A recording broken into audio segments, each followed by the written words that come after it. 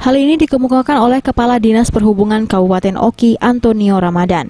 Menurutnya, tindakan tegas dengan mengandalkan 6 truk tronton ini dilakukan untuk DAL OPS Dinas Perhubungan Kabupaten Oki, dikarenakan truk-truk milik PT Kelantan ini tetap saja membandel dengan membawa melebihi kapasitas lebih dari 8 ton saat melintas di jalan kota dan jembatan Komering dalam kota Kabupaten Oki.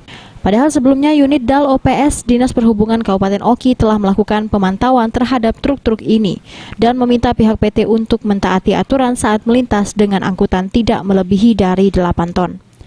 Selain mengandalkan 6 truk ini, unit DAL OPS Dinas Perhubungan Kabupaten Oki juga telah meminta putar balik beberapa truk yang akan melintas dengan muatan melebihi 8 ton dan menilang truk yang tidak memiliki surat-surat kelengkapan.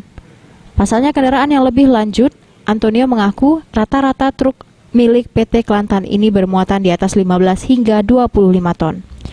Saat ini tentu merusak jalan dan membahayakan jembatan Komering yang menghubungkan kota Kedaton dan kota Raya. Selain truk milik PT Kelantan, pihaknya juga mendapati truk angkutan truk milik PT lainnya seperti PT Sampurna Agro, PT Rambang, dan PT Sinarmas. Truk ini biasa menghindari petugas dengan melintasi jalan kota pada malam hari hingga dini hari. Ini yang kita dapat itu dari PT Kelantan, kendaraannya itu ada 6 unit, jadi masih di proses di kantor sekarang. Muatannya apa? Mereka ini muatan sawit.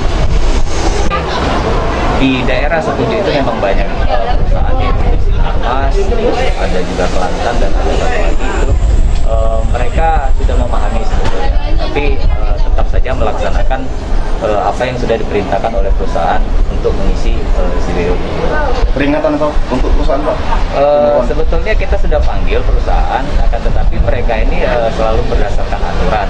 Nah, sekarang ini kan kita punya perda, dalam artian memang kapasitas kendaraan yang tidak boleh melintas itu jangan melebihi kapasitas yang 8 ton. Dan sekarang ini mereka itu sekitar 25 ton atau 20 ton. Jadi kendaraan tetap kita tarik dan kita suruh putar balik. Ahmad Romawi, PAL TV.